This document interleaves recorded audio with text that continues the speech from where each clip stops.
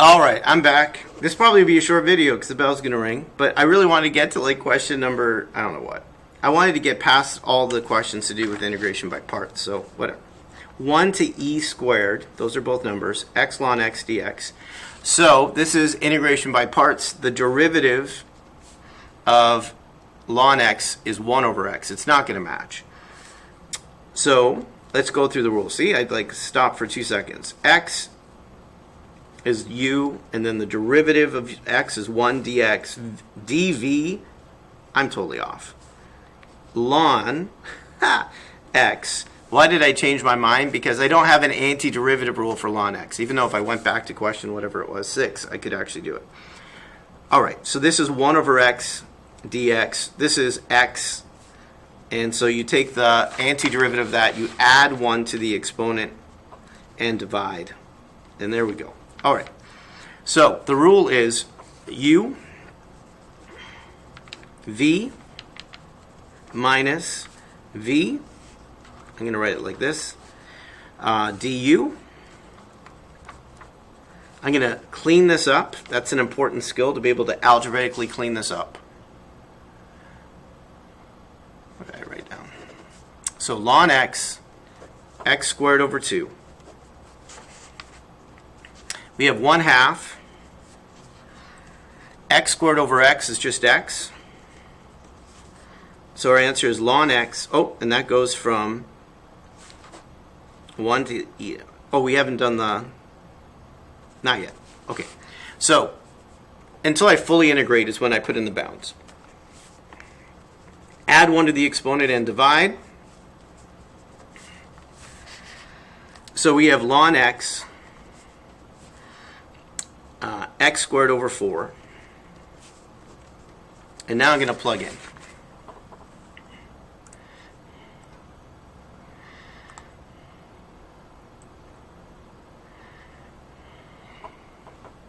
Oh, where did the x squared over 2 went? Man, I stop a video and then start it. My head's all over the place. All right, so it's x squared over 2, ln x, minus x squared over 4. Double checking. Yes, good. Now plug in. So I'm going to plug in e to the 2. That makes it e to the 4 over 2.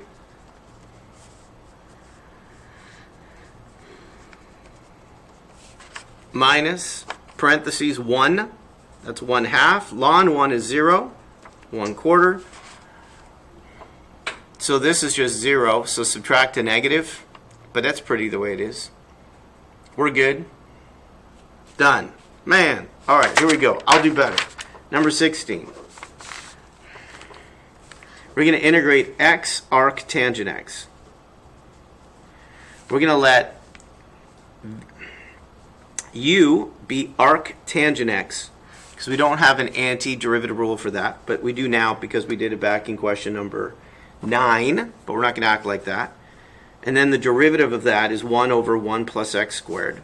dv is x. Try and get back into a groove. And then x squared over 2 is the antiderivative rule where you add 1 to the exponent and divide. The rule, u arc tangent x times v x squared over 2 minus v du. No, v du. So like I say it, but I don't write it down. 1 over 1 plus x squared dx. All right. Let's clean this up.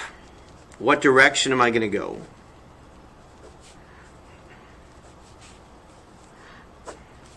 So I have a 1/2, 1 over 2. I'll put that in front.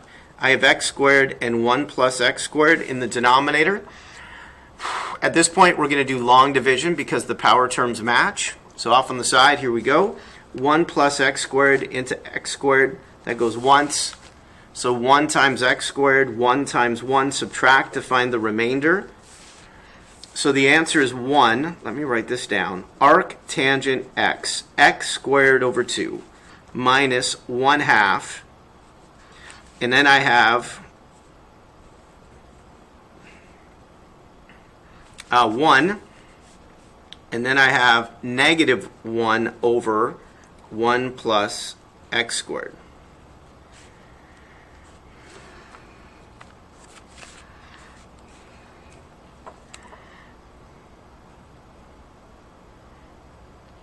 All right.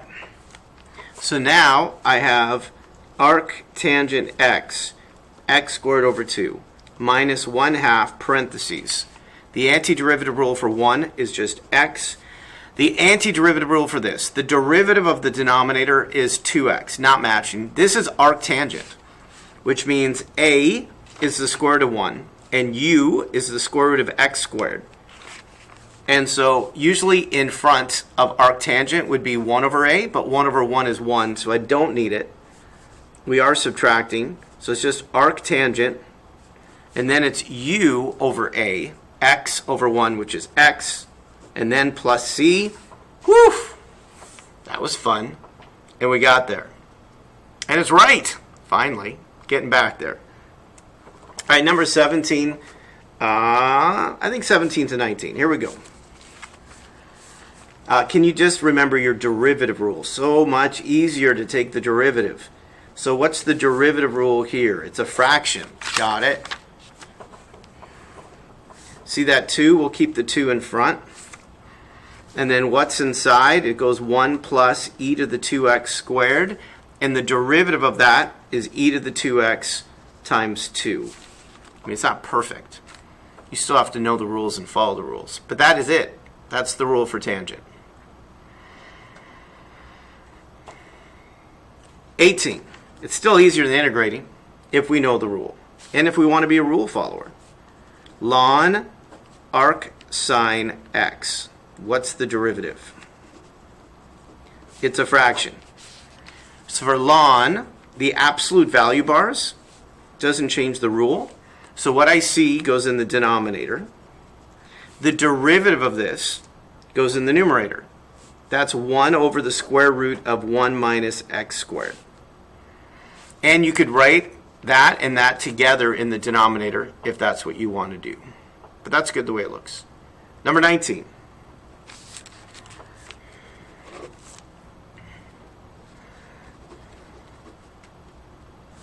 Sine arcsine, or arc, that'd be fun, because sine arcsine they would cross out and just be what the letter is inside it.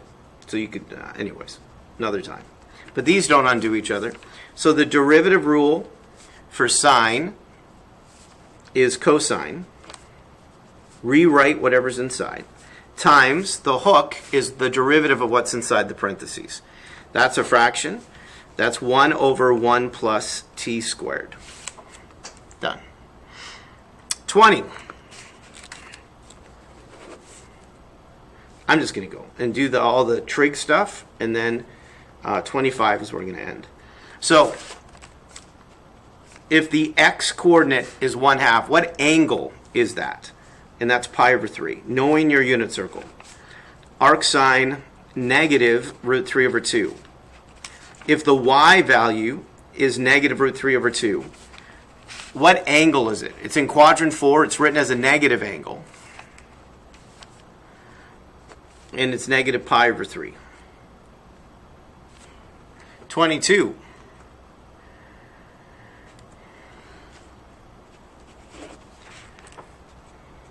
Arctangent,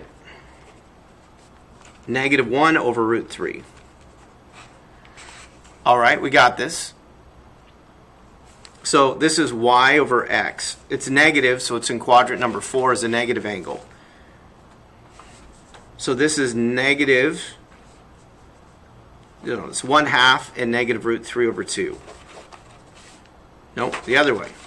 Negative root 3 over 2, positive root 3 over 2, and negative 1/2. So if I go y over x, it definitely matches. That angle's a negative pi over 6.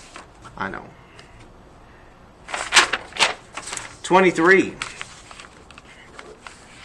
If y equals arc sine 2/3, find tangent. So we're going to draw a triangle and label it opposite over hypotenuse. This is 9 subtract 4, which is the square root of 5. Tangent is opposite over adjacent, so the answer is 2 over root 5. 24. You do not need to rationalize in calculus the denominator. All right, last one. Arc sine x squared take away 1 equals pi over 6. Solve for x. So at what angle, at what number do we have pi over 6? So it's the y value there. So we're going to let x squared subtract 1 equal 1/2 because that's the y coordinate at pi over 6. And then if we add 1 and take the square root, it's positive or negative. You can just do a big square root sign here. Root 3 over 2. That is it. All right, another video for 25. Mr. G Math over and out. I'm super proud of you for doing your work, not giving up, keep working. I hope you're keeping asking questions and doing your best. Till next time.